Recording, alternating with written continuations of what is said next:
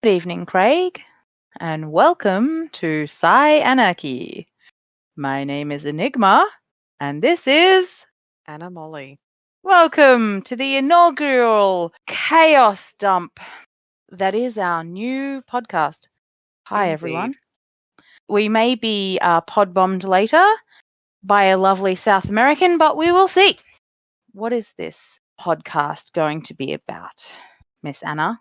Well, there was a really interesting article that you've shared with me, Enigma, about initial motivations for engaging in polyamorous relationships, which, TLDR, why do people have multiple loving relationships? Like this as a beginning, as a first entry into our psychology deep dive into polyamory and relationship anarchy, because it investigates the whys. Why do people do this? How do they stumble across this world?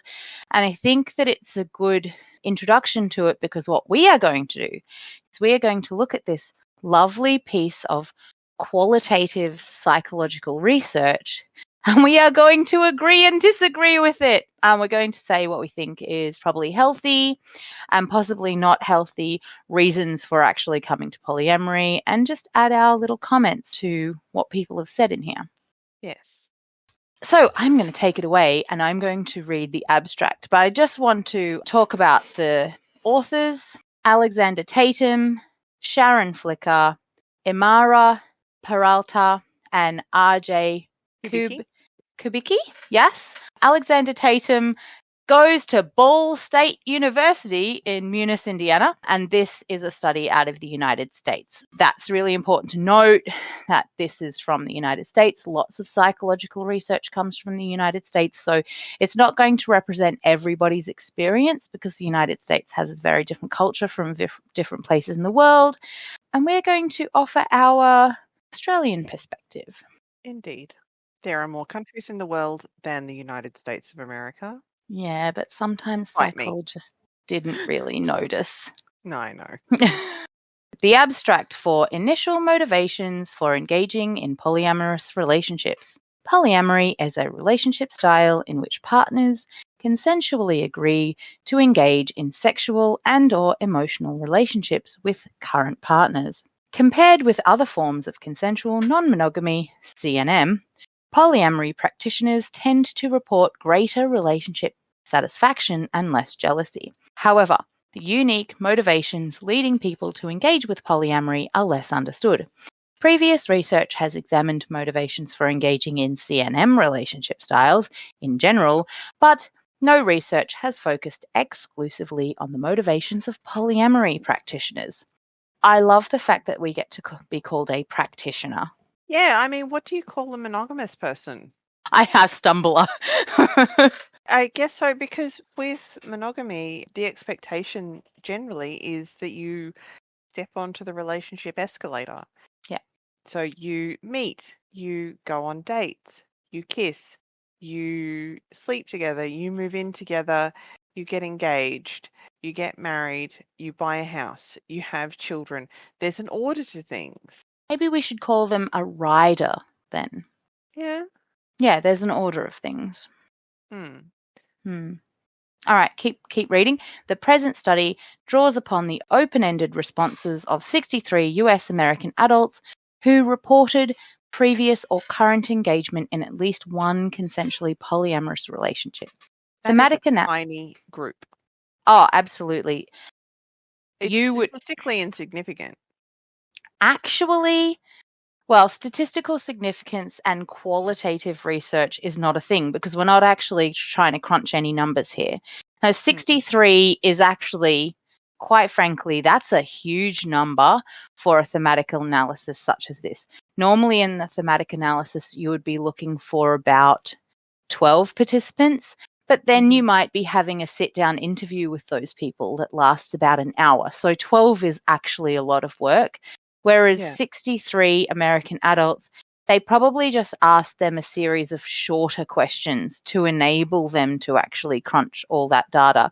Because in this case, the data is words, and crunching it means a person reads it. Hello! We have been pop bombed. Catching you up, we're currently reading a psychological qualitative study named Initial Motivations for Engaging in Polyamorous Relationships. We're just reading the abstract, and we're going to read through the theme one. Now, if you go to your email, you will be able to find this file. Okay. So we were just talking about how in qualitative research, 63 is actually a large number, but in quantitative research, yes, it's moderate to small number. It depends on some qualitative research studies run to thousands of people, but many psychology studies cap out at 150. Many are sub 100. So 63 is not, it's not really small, and it's extremely large for a qualitative study. So but if we're crunching numbers in a quantitative study, 63 is reasonably small. Yeah. You would want some extra data over time. Anyway, yeah. So 63 US American adults who reported previous or current engagement in at least one consensually polyamorous relationship. Thematic analysis revealed 4 themes guiding participants' initial motivation for polyamory: engagement, values alignment, relationship factors, external triggers, and sexuality. The study's themes are discussed in the context of self-determination theory, which I love. It's a great theory, and situated in the existing body of CNM and polyamory research. Directions for future research provide next steps for examining outcomes associated with specific polyamory motivations. And I desperately want to read any future research that comes from this that examines these different initial motivations and the success going forward, because that would be so interesting. And I would love you to read it to me. Yeah.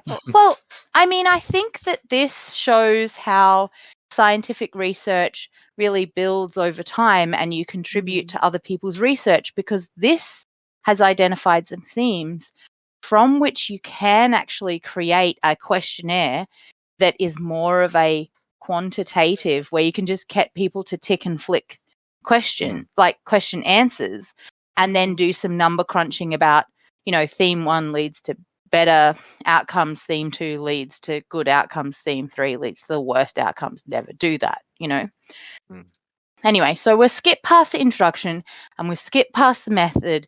Basically, I read it before. They got some folks from the polyamory Reddit. Okay.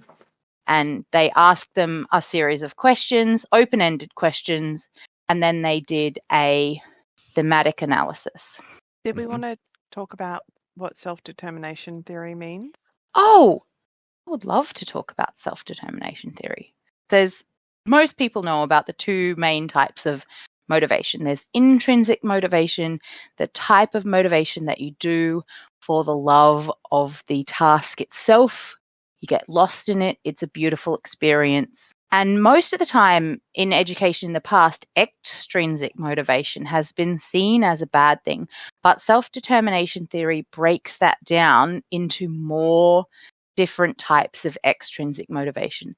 There's 2 types of extrinsic motivation that have been identified as autonomous types of motivation. They're integrated regulation and identified regulation, where people are identifying future goals for themselves based on their values and doing things which they don't love in and of itself, but they can identify that it's for a future goal. And there's 2 types of motivation which are more controlled types of motivation. One is introjected motivation, and that is avoidance of guilt or maintenance of your ego. And then external regulation is avoidance of punishment. And these 2 are less correlated with positive outcomes.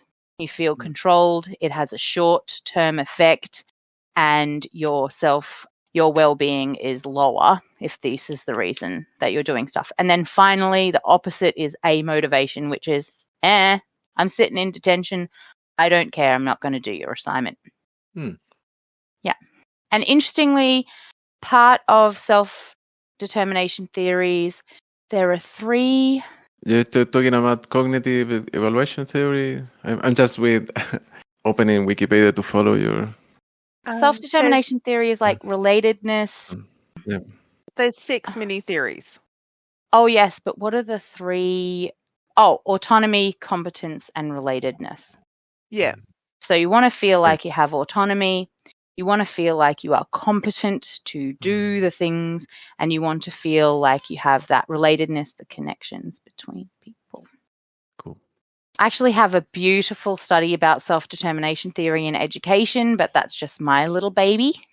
So if we skip through to the end, and what we're going to do is today we're just going to talk about one main theme, because there's lots to talk about and lots to comment on as we go through. So main theme 1 is called values alignment. Participants describe a gravitational pull towards polyamory as a function of underlying values or attitudes towards relationships. It's more a philosophical approach, or it's about their own choices.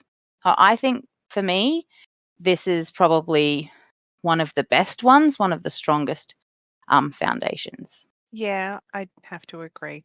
Because So- in any particular relationship, if your values align, you're going to have a stronger relationship or connection. If your values don't align, that would be a more distant friendship or a dysfunctional relationship. Absolutely. Intimate relationship. Yeah, so in this one, there's a couple of sub-themes. The first sub-theme is about philosophy. It's called philosophical or authentic relating. And I'm going to read some of the preamble here. It says, participants highlighted authenticity as a guiding value that shaped their positive attitudes towards polyamory.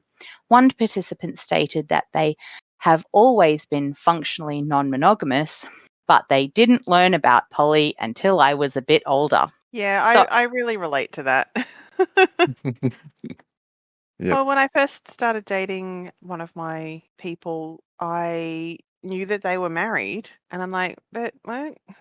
Because I'd only dated non-married people before that, and we had a bit of a discussion. Like, no, this is everybody knows about it. This is fine. I know And that particular so person, weird. I met them a decade later, and that particular person gave me a little permission slip that he carried around with him, written by his wife. Yeah, So they're cute. a very cute couple of people. Yeah, so they say some people, like this person continues on and said they didn't have the language to ascribe their internal inclination to polyamory, but over time, through exposure, participants identified polyamory as consistent with their philosophical approach to human relationships. Yeah, that's sort of what happened to me, because I didn't really date. I had some lovers over time. And then, I started dating this particular person and they gave me more language. I then started dating someone. We decided to be monogamous for a little while, but due to poor communication, that ended up being a long while. And then when we met some other polyamorous or relationship anarchists, we opened up again because it just made sense. Jose? Yeah, I think too that later in life, I don't know. I think for me it's more about stop doing monogamy more than I think the last few years I've been like learning about it, and yeah, it for me was more like stop doing something than in a way, I think. I mean, I've told a lot of people that when I first heard about Anna and Anna's partner, I wanted to punch them because I thought you were doing my friend dirty. And it took me a long time to actually come to terms. It took me months to come to terms with the fact that this was like a valid choice. And I think that these stories of people who've like thought about relationships differently from the very early in their life, it's such a beautiful way to begin. Like this person says, I remember being really young, around 7 or 8, and not getting the jealousy, clinginess of relationships that my peers were in or seen on TV. And I'm thinking, okay, you were having relationships at 7 or 8. That's a bit weird. But at the same time, they're like already feeling like this is odd. I don't need to do this. And I think that would have been great. I don't think that I even remotely I don't know. I think when I was young, I thought I'd never get married because I couldn't possibly put up with anyone for my whole life. I thought I'd just be solo. I swear. I thought Yeah. I'd never get married because I thought no one would love me, but that was the message that I was getting. So, Yeah. I mean, similar. And I was never going to have kids either. And now I get to be a divorced woman with 2 kids. It's great. I should have stuck to my guns. Mhm. The authors in this highlight that there's a predisposed lack of jealousy and a presence of compersion that some people feel right from the beginning, which is great because I actually identify with that. I don't actually really feel jealous. Oh yeah, I agree with that. Like that resonated with me a lot. Like I think all my life I never really had that feeling of jealousy, honestly. So I think that I wonder if that's like a way to I wonder if that's a personal thing that it makes you more likely to be okay to navigate the Some multiple kind of relationships, maybe, or secure in yourself. I'm not sure if jealousy is really an invention, something that is it's just insecurity, I think, but that thing that in TV and I don't know media is portrayed like something terrible that can really hurt you, and I don't know, like I never really relate about it. Sometimes it's portrayed as positive. Yeah. Which is but it's so controlling. Actually, I highlighted this, and this is something that I want to discuss because I think I want to challenge this. So this is a quote. I don't get jealous. I feel a lot of compersion. I really value freedom to express romantic affection to whomever in whatever ways I feel right without having to consult anyone. Yeah, I think that it can be done mindfully, but it also could be done hurtfully. I think without having to consult anyone ever is problematic in a committed long-term polyamorous situation, right? Because if you're going to do anything, whatever you want, regardless of your current partners, and without even talking to them about it, then it can actually cause problems. And you can actually get to the point where I've seen a lot of people just churning through new relationship after new relationship. They're constantly dating. They're constantly looking for the next new shiny. And they've just got a wasteland of hurt people lying behind them who have just been like, I thought we were building something, but now they've found them. And I'm actually like back here with 5 other people going, what? Yeah. I mean, I know someone who said that, I'm a relationship anarchist, so I don't need to ask for your permission, when we were trying to sort of navigate the start of a relationship over a period of months. And they would say, I believe in this. This is my attitude about meeting new people and having intimate relationships. And we aligned a lot in what they were saying. But then over time, I saw that what they were doing was in some ways opposite. Like they said, I'm not interested in having one night stands, for example. And then I didn't talk to them for a week, and then they'd had 3 or 5 one night stands. Oh my God. Do you think that when people say, I don't want that, sometimes they mean, I wish I didn't want that, but I do? I think so, because there was also a lot of discussion about our expectations and what each of us wanted from each other, and then say, hey, I'm wanting to explore a particular aspect, and then that person was keen, and then we just couldn't get our timing right, and so they went and did it with someone else. And it's like, I was keen, but now I'm not. Maybe you're not the person who I thought you were. Shockingly. Yes. Maybe they struggled with some aspects of relating. Which segue. Well, the reason why I brought it up was they said that they had a lot of compersion, but they kind of made some of their partners' dates about them. It's like, I've set up your date for you. I've put out flowers for you to give to your date, and I've done this and I've done that, like I need validation rather than all of this is set up. I'm going to leave you alone. I hope you enjoy your date. And yeah, it just strikes me as there's something wrong with it. I agree that there's a fine line between I helped and here I need to be involved. Yeah. Anyway, next sub-theme.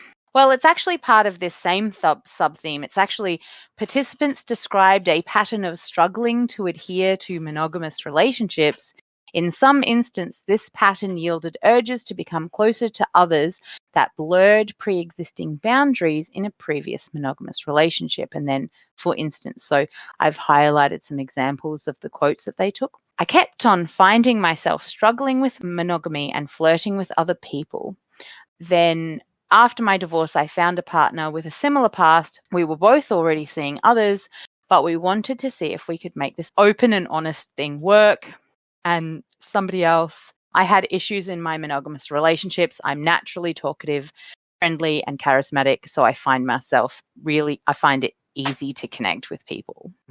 I was overseas visiting my family, and that parallel between cheating and non-monogamy, it seems to people like they think that it's the same. And after talk with different people for a while, in where they just have the frame of reference of cheating, I feel like, yeah, maybe it's a frame of reference, but at the same time, it's really different. I don't know. It's not the same, I guess. Because maybe some people is looking after.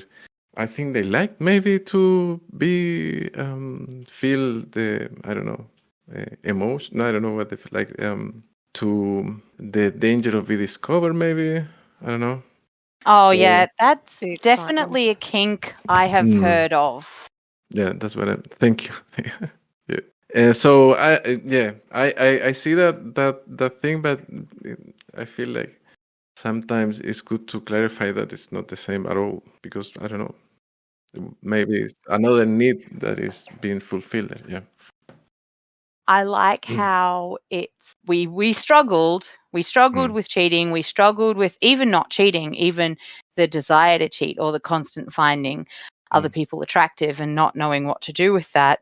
So we decided to be honest and open. And if you take away that fear of getting caught, which could drive attraction to some extent, if you take that away and don't consider it as an option, then a lot of the time maybe polyamory can be seen as like the honest version of cheating, but it depends, because it should be more than that.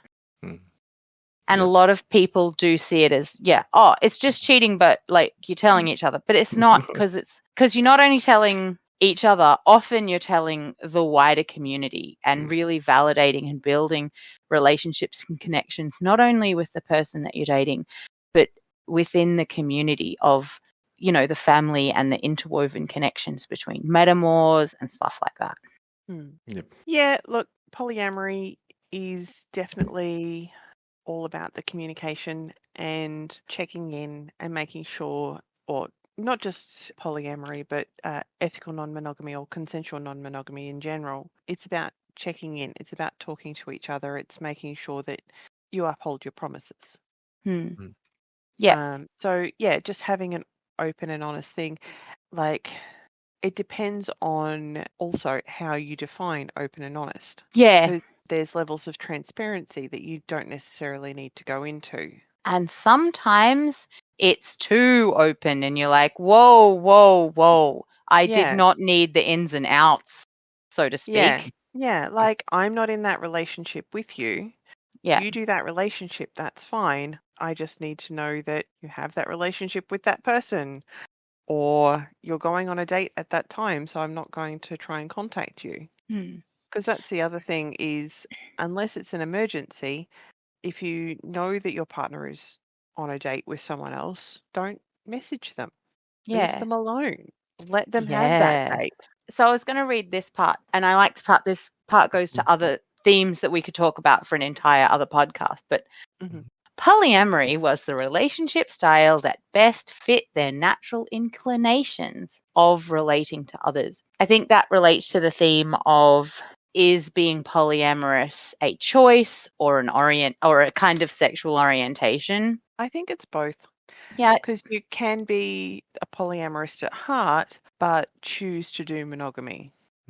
I think any monogamous bi or pan person chooses to enact either being like heterosexual or homosexual for the time of their relationship in a way that naturally polyamorous person may choose to enact monogamy for the period of time when they're in a monogamous relationship, but it doesn't change who they are.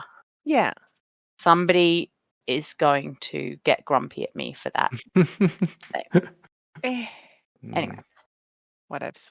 We're on to the next sub-theme, guys. That was just one sub-theme. It's very interesting.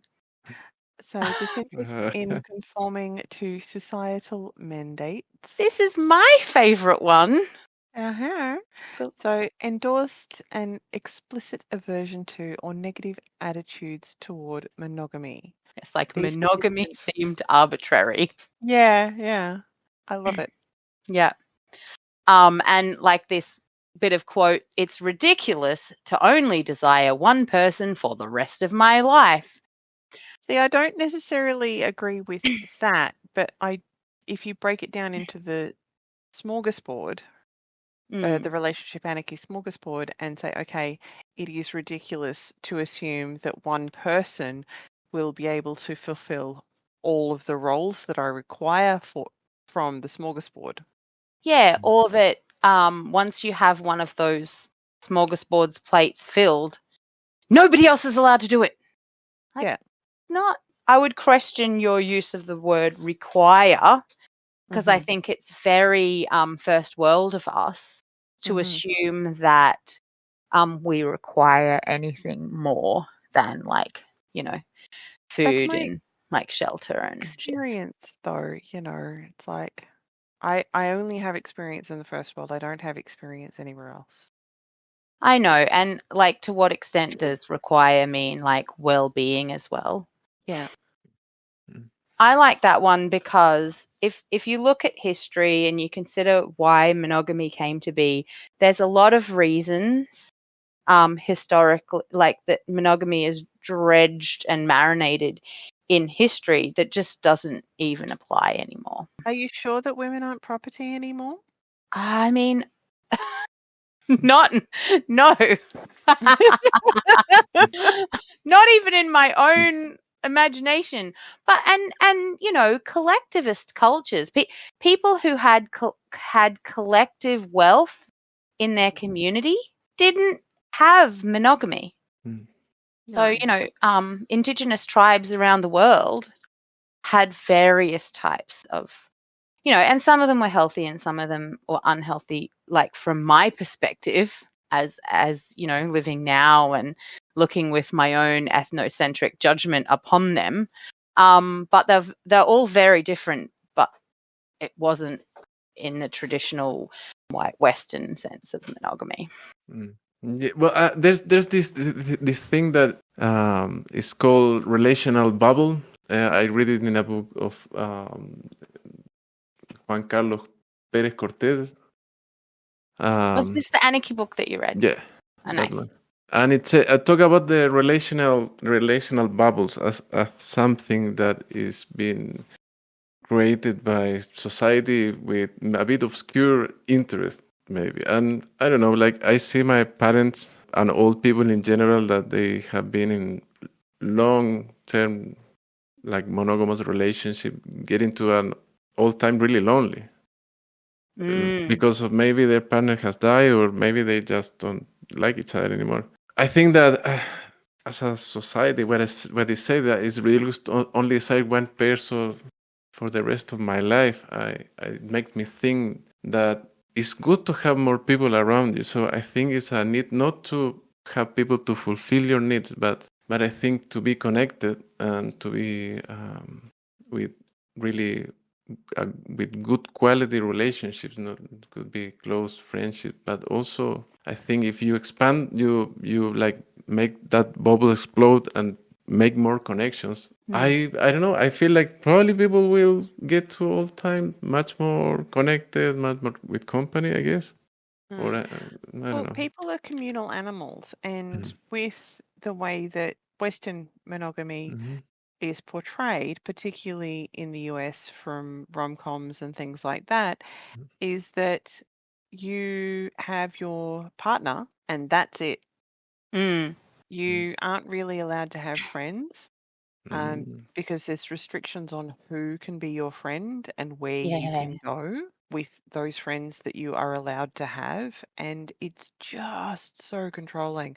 Like, I have male friends, I have female friends, I have gender non-conforming friends. And if I was in a relationship where someone tried to tell me that I couldn't have some of those friends because I am pansexual, that would quickly either become an argument or end that relationship. Yes. Because for my values, I need to be honest to myself and I need autonomy. This is right. Poor bi people, the quote that I'm going to pull out here is, "It was only after many monogamous relationships where my partner slept around without telling me, or they forbade me from having female friends," which is funny since I'm bi, "that I decided to quit the assumed monogamous default by a pansexual 43-year-old cisgender male." It's funny how so much of the dominant culture is, oh no, you cannot have friends of the opposite gender. Or, poor bi people shouldn't have friends with anyone if they're in a committed monogamous relationship because they might accidentally fall over and their genitals might connect. Whoops. No friends, only prey. Look, and honestly, I've sat around a table in my long past and had the conversation where my ex, being in the military, we were having dinner with military style people, and I was talking about my male friends and my male friends that I've known since before my connection with that person. And everybody at the table was like, oh yeah, friends of the opposite gender, fine. But later, one of the women who was my next door neighbor related to me that she got home and her partner said, no, you wouldn't be allowed to have male friends.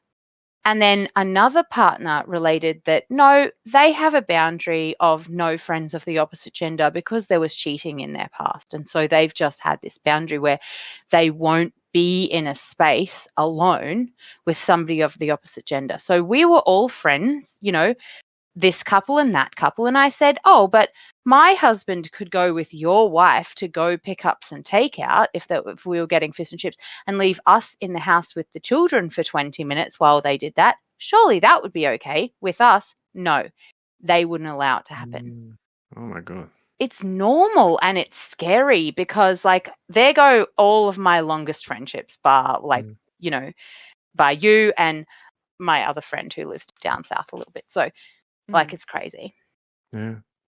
And it's problematic, really problematic, I think, because we need connections. Like there's, for example, I read John Harry, I think it's Lost Connection. Oh, yeah.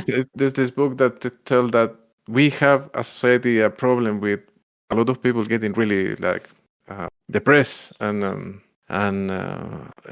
anxiety and all the things. So this author go around the globe interviewing experts, and his thesis is about that we need more connections. We are too unconnected in a way, and that causes a lot of pain in people. So, well, it's a lack of trust. And also, and that's for one side. And the other side, we know that a lot of abuse happen when you have abused. A lot of the victims, they're being isolated by the abuser.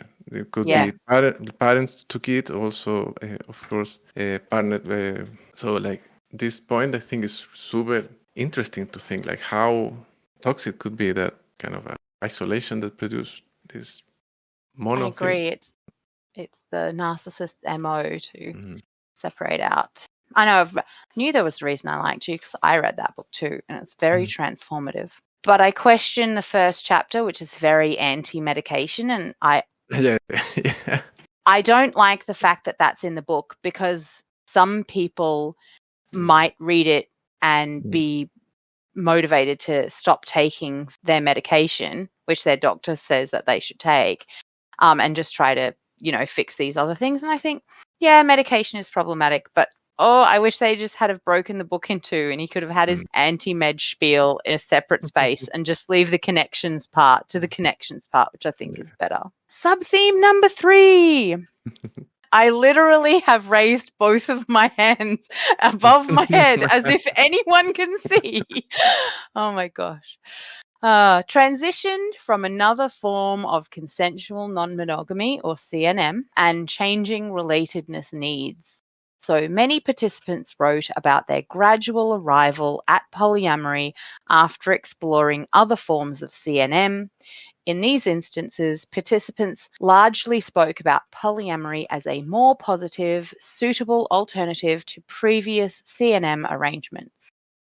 So exposure to a swinger lifestyle, for example, and finding that relationships were more satisfying, like having a relationship was more satisfying than just a physical sex experience.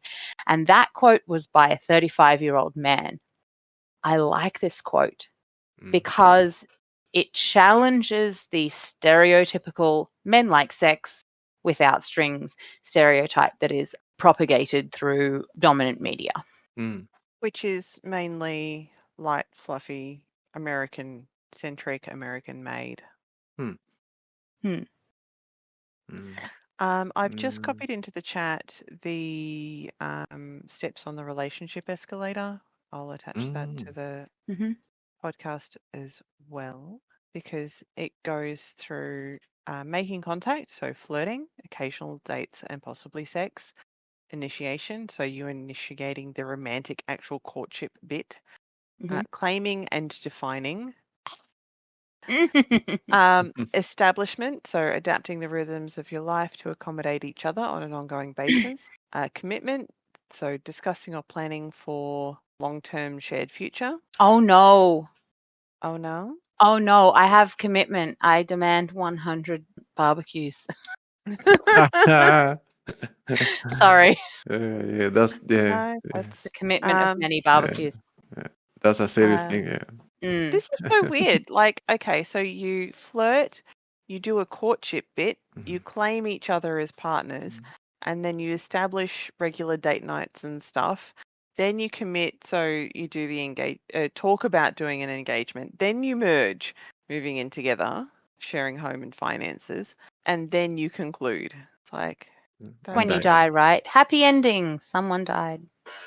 No, according to the website, conclusion is getting married legally if possible, and then legacy is buying a home, having and raising children.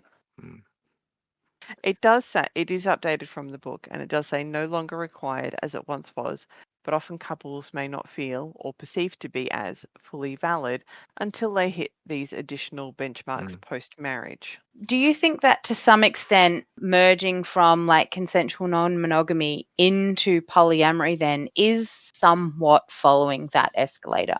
Because we are progressing from just sex to some level of commitment. Well, some people do polyamory as monogamy with extra steps. Oh yeah, it's not my favorite. Yeah, so they do some of the escalator steps. So they'll meet, they'll flirt, they'll do the courtship thing, they'll claim each other, my boyfriend / girlfriend. Yeah. And they'll do barriered or unbarriered sex.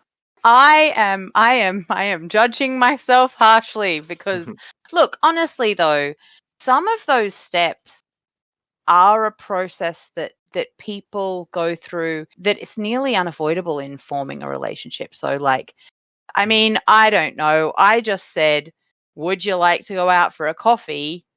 Instead of what was in my little anarchist brain of, would you like to meet up and see if we are compatible? Like something really, really dry. And I was like, I can't even, that's not going to come out of my thumbs while I type this. It's just weird. So I have to. I have a question there. Like, it's a curiosity. Like, those steps. Like, I understand. My feeling about this the relation escalator, is that, like, is you go the step because society push you. Like, when you go to see your auntie and she's like, "Did you marry already?" "Yeah, I married." "Do you have one kid?" "You have two." "You have three." You know, they Yeah. always Yeah. like pushing shit. Those are those steps. You know. So if Like not all that, family does that though, I oh, think. or But I maybe, definitely agree.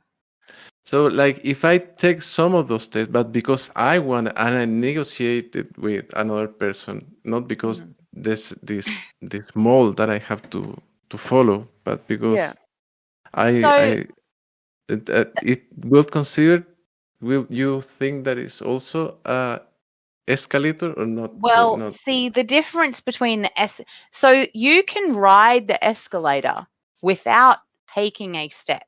You just sit on and off it goes. And you're like, holy crap, how do I get off?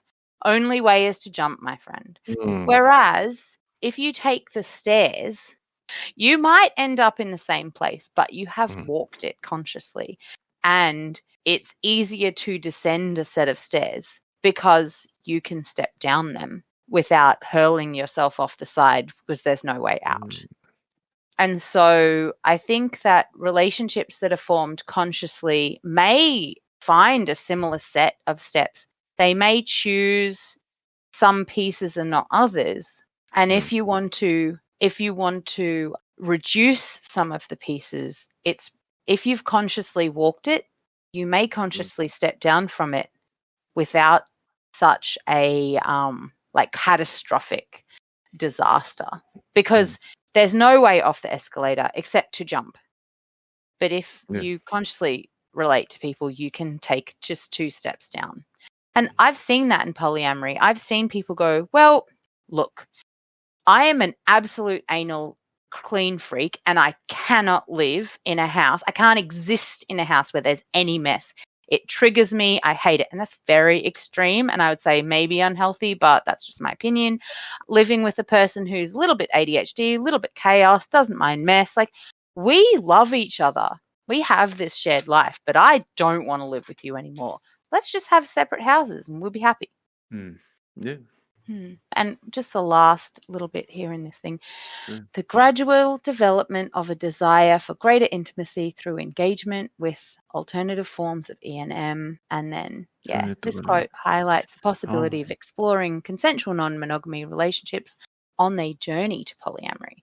Previous experiences with other ethically non-monogamous relationships left me feeling like I wanted more from a sexually open relationship. My long-term partner wasn't meeting my sexual needs, and my sexual relationships are more rewarding with more intimate involvement. I 100% agree with that. And again, it's another pansexual man saying relationships are better with more emotional intimacy. I'd be interested to find out if he's been predominantly in relationships with men and found that sort of relationship as unfulfilling. But then when having sex with women and women are socialized to provide that more emotional availability.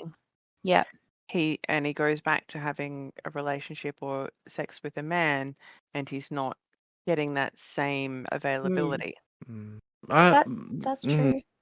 Could be also because I don't know. In that, just think that sometimes I don't know. I feel like this just sexual connection with other people, like you can see in the swinger world, if we can call them like that. It's, I don't know. It seems to me that it's something that people that is starting living monogamy does. Like, it's a kind of a, I don't know if we can call it a step or I don't know. But Swinging is the gateway drug to polyamory.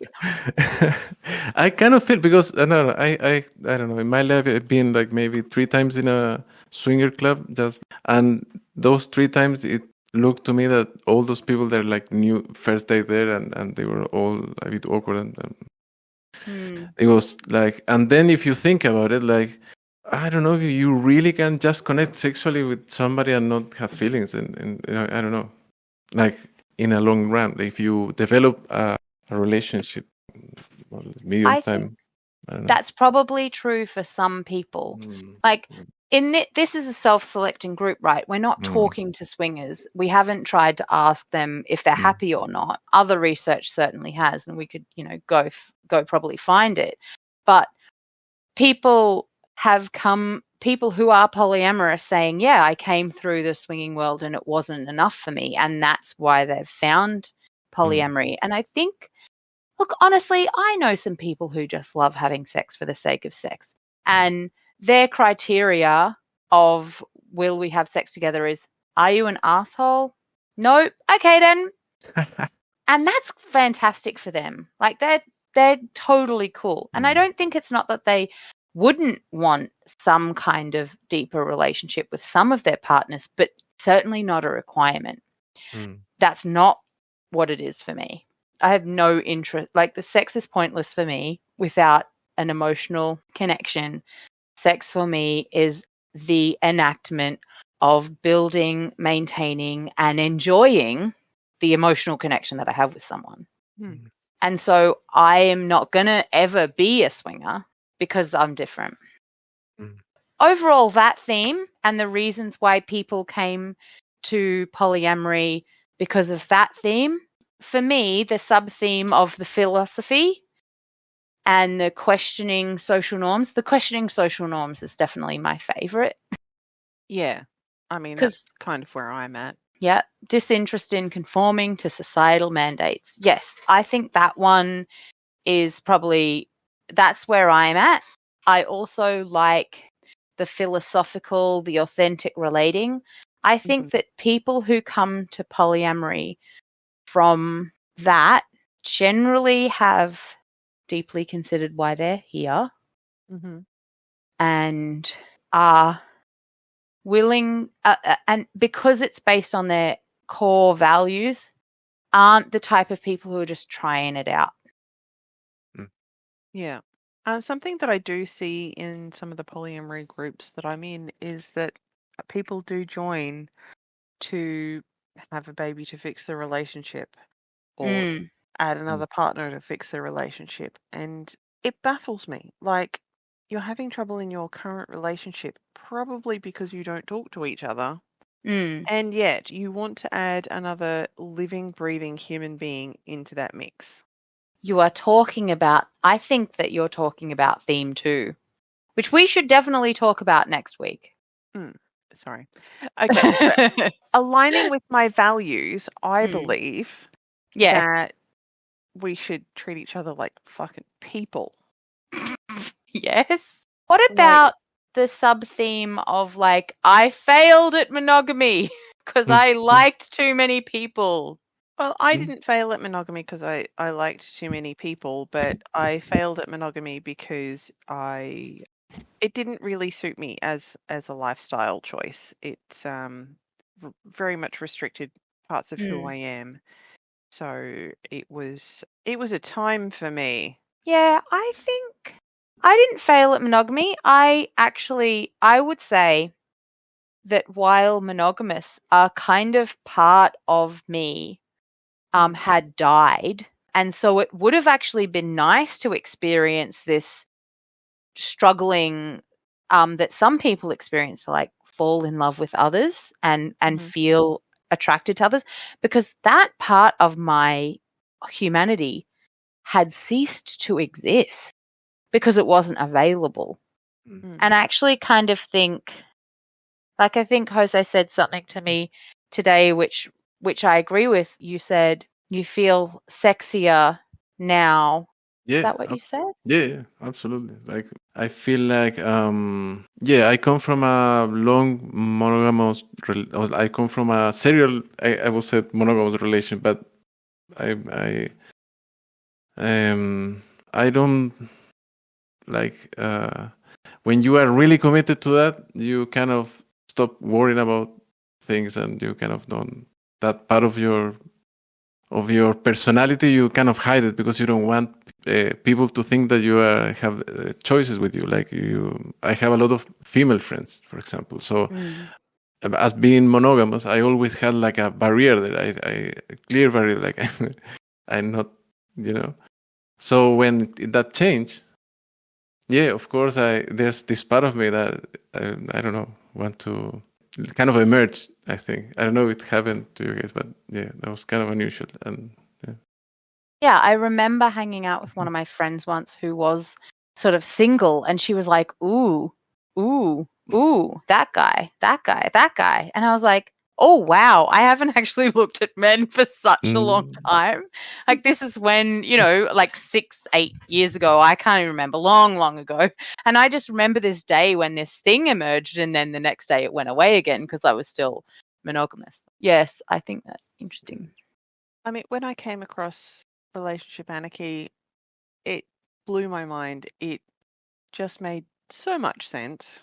Yeah, I agree.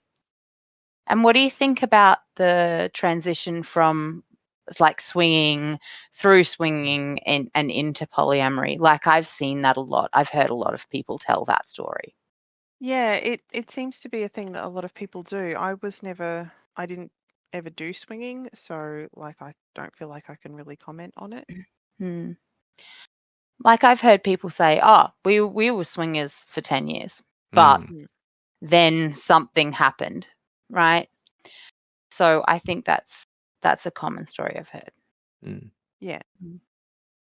Overall, what do we rate? Like, I don't know, clever or never? No, that's my favorite YouTuber cooking show.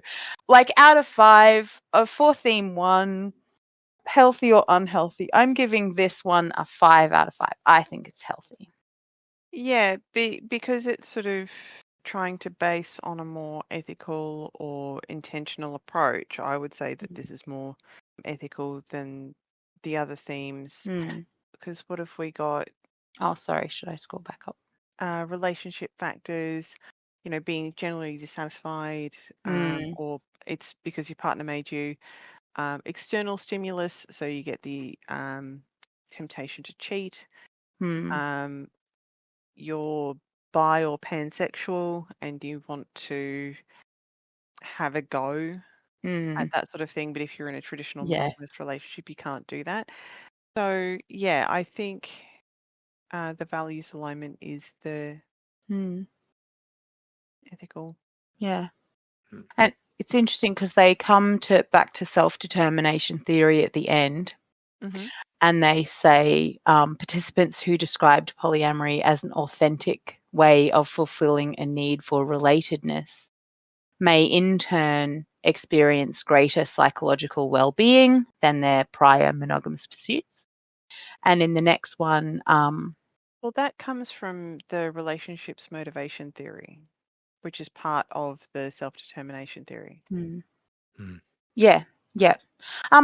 Here's something that I wanted to challenge. So there's a quote in the disinterest in conforming to societal mandates section, and the quote, well, I'll read more of it, but I'll pause for a bit around the important part. Solo polyamorous. So solo polyamorous is somebody who's committed to living alone. I'm pantomiming a solo polyamorous at the moment, and as the longer I live by myself, or which is with my children, the more I lean towards feeling like I don't want to give up this freedom that I currently have for a nesting partner, but I'm not 100% there. So I'm not going to call myself a solo poly. Solo poly is properly committed to living alone. I don't think it's committed to living alone. It's your first relationship is with yourself, and that may be modeled most easily defined as living alone. But if your first relationship is with yourself and you do happen to live with other people or an intimate partner, then that doesn't make you any less solo poly. It just means that you're living with other people or a partner. Okay. Yeah. It's harder, I think, to do solo poly if you're living with a partner. But yes. But you could still be that, because talking to a friend of ours who runs the Brisbane Poly People Meetup group, and them describing how solo poly works for them, and I'm like, oh no, I live with my partner, and I think solo poly would be the way to describe the way I want to do that. Oh no. Yeah. Yeah, because so yes, I think solo poly can be done living with other people, but it's harder. That is interesting. All right, I'm going to read this quote. Solo polyamory essentially allows for connectedness with multiple people while avoiding many of the commitment markers common to monogamous relationships. I think that's very carefully written. Because what are the commitment markers that are common to relationships in our society? Well, it's the living together, and it's the wedding rings and the engagements, and it's the children and the calling of each other boyfriend/girlfriend or Yeah, we're buying a house together, we're sharing bills, we're sharing our Netflix account. But there are other commitment markers which you can define in solo polyamory or relationship anarchy more generally that don't have to be on display. I personally think that the external relationship markers are only there for the societal validation, and realistically, they're not required, and you don't need to know about it. I don't often wear my wedding ring, or I've got it on a necklace because it doesn't fit me properly. So, you look at me, I'm out in public by myself, not wearing a wedding ring. What am I? I'm still wearing 2 wedding rings, and neither of them were the ones that indicated that I was married, because I lost that one ages ago. Whoops. And that one's my granddad's and that one's my grandma's. Sometimes I even put it on the marry finger because I like to switch it around, and then I'm like, oh yeah, I'm giving off the wrong message to everyone. Better switch it back. Look, I get catcalled every time I leave the house. I don't think a wedding ring would stop that. You got to live in a bougier part of Brisbane. Preferably in a house where the paint's peeling off the walls just to lower the rent. Look, if I could buy a house in a bougier part of Brisbane. No, actually, I like where I live. Yeah, it is pretty cool. Okay, well, we might be done. I think that was great. I can't wait to talk about theme 2 with you because I think that is terrifying. I think, stay tuned, folks, for the dumpster fire coming soon.